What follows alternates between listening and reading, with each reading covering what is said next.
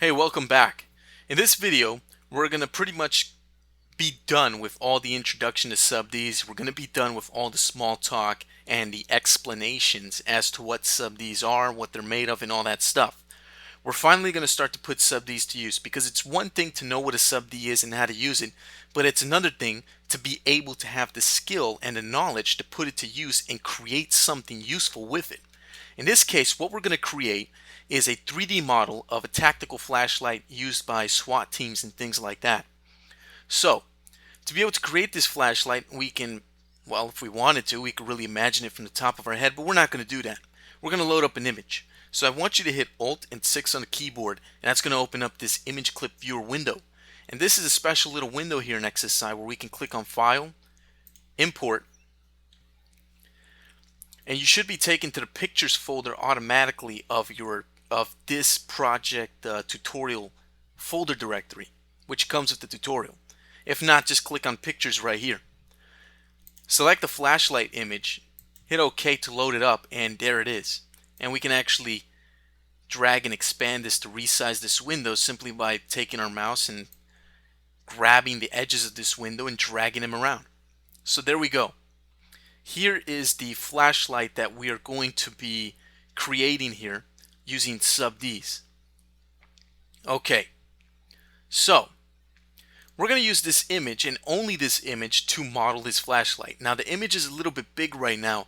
It's taking up a lot of room for me. So what I'm going to do is right click on top of this image, and then I'm going to switch from normal zoom to, say, let's try a half zoom. Knock it down to about half its size. And that's not too bad. It gives me more real estate room to work with here. Okay, what I'm going to do is hit F12 on this viewport here to maximize it. And now I have to start modeling this object, but as you can see, I don't have anything in my scene. I have to start off with a polygon primitive object that I can use as a sub-D. So let's go to Primitive, Polygon Mesh, and you can see we have a pretty large list of primitives we can start off with. Now you want to start off with a primitive that best and most closely fits the shape of the object that you're going to start modeling. Now sometimes this can be achieved easily. For example, this flashlight, we can honestly say that a cylinder is probably going to be the best way to go. However, more complex objects or different types of objects, or even objects that are made up of multiple parts that don't resemble any primitive objects, those are ones you're going to have to get very creative on and do some more work. So with this PPG open for the cylinder, and I created a cylinder by the way, I'm going to go ahead and knock the V and the base subdivisions down to 1 and 1. As for the subdivisions in the U, which is basically controlling the roundness of this cylinder, let me go over here to my shading options and switch to shading mode. Okay, and you can see this cylinder has only 8 sides, and we can increase that by using this slider over here. And when it gets to the maximum, we can type in a higher number, like say 100, and we'll have 100 sides. Now that's not what we want. We want something that's pretty low res, and there's a good reason for that. Because we're going to be working with sub-Ds, we're going to go ahead and smooth this out anyway, so there's no point in having a high-res low polygon cage. So with this low-res 8-sided cylinder, we're going to create a very nice smooth looking round flashlight. So let's do that. First thing we're going to notice is that the cylinder is orientated the wrong way, so we need to rotate it. So you can come over here to the MCP and click on this R button, or you can use the shortcut, which is C for Charlie on the keyboard. I'm going to be using shortcuts from now on. Okay, now I need to rotate it using this red axis handle right here in the manipulator. But if I try to rotate it this way, it's kind of eyeballing it. I want it to be flat 90 degrees on its side. There's 2 ways I can do that. I can either type 90 here in the X channel field for the rotation, so I could type in 90 there and hit enter, and it'll flip it 90 degrees on its side. Another way that I can do that is by clicking on this red arrow but holding down shift while I do it. This will force XSI to snap in increments of about 15 degrees every time you rotate this object, which gives you a perfect 90 degree rotation while holding down shift. I like to do it that way. I'm too lazy to come over here and type numbers into the MCP. Yeah, I'm really lazy. What are you going to do? Okay, so now this thing is turned over on its side. Use the spacebar to activate object mode. That way you get out of the manipulator, which is what I just did right there. Now we can see that this thing's a little bit short. We need to make it longer, try to get this length right here. So all I'm going to do is I'm going to hit X on the keyboard to activate the scale tool, or you can hit S over here in the MCP, does the same thing. And then using this green handle or the Y axis, I'm going to go ahead and pretty much scale that out something like this so it looks more like the flashlight in the picture. Now the next thing that I'm going to do is I'm going to go ahead and smooth this thing out so we start working with SubDs, because this isn't a polygon modeling tutorial. We want to see how SubDs works. Okay, so let's do that. Now if you remember, or if not, the shortcut to go ahead and activate the SubD mode on this guy is simply by hitting the plus key on the number pad of your keyboard. So hit that a few times and you'll get this thing to be nice and smooth. But you'll notice that it loses its shape. Now it just kind of looks like a retarded cigar or something. So we need to get more of the shape that's in this picture. So that's what we're going to do. But we can't see the wireframe right now to control it. So let's activate the wireframe. Hold down Control on the keyboard and hit the plus key that we were using before. That's the plus key on the number pad of your keyboard, and that activates the wireframe. We're going to be working strictly on the wireframe in order to control and change the underneath surface, which is the smooth SubD. That's the underlying object underneath the wireframe.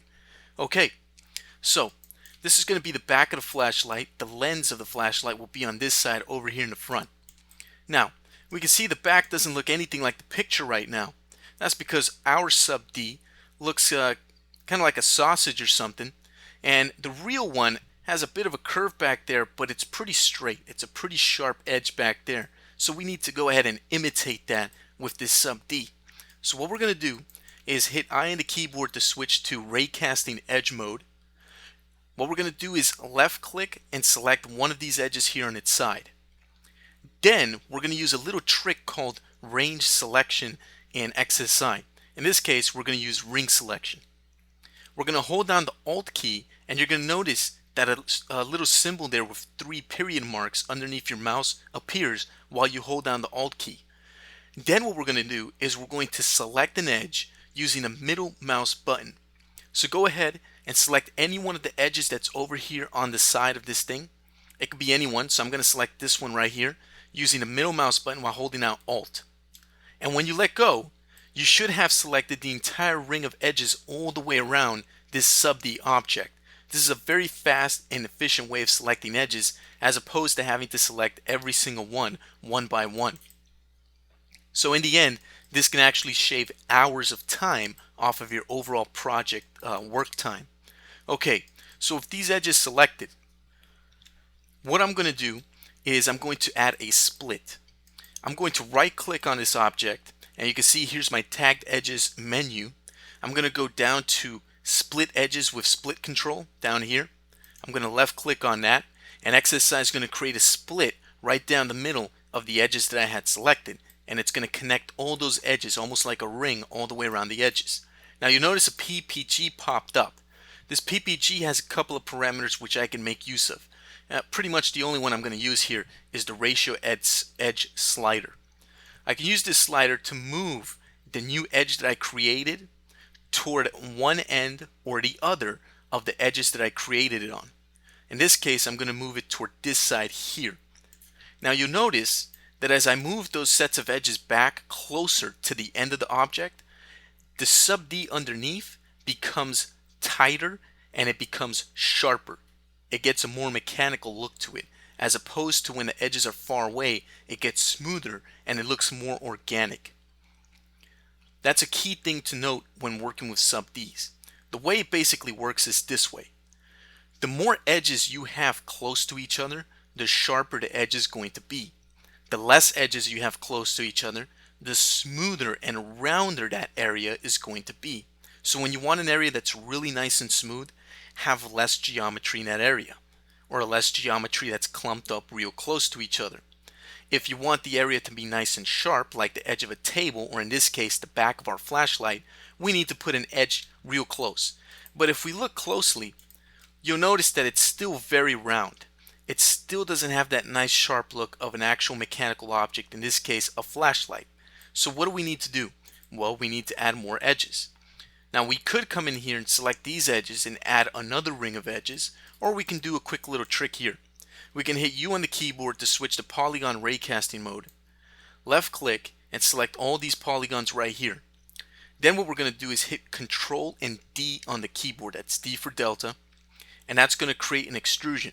Well, let's scale this down. Hit X on the keyboard to activate the scale tool.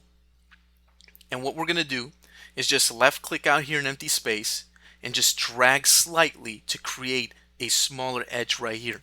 And you'll notice that if I zoom in here, you're going to see that there's 1, 2, 3 edges that are close to each other. One on each end and then one in the middle to tighten it up. When you have 3 edges close to each other like that, it creates these very mechanical like very sharp edges with sub Ds. Now you don't need to put 4 or 5 edges or anything more than 3. 3 is usually enough. If you want to add 4 for whatever reason, go ahead.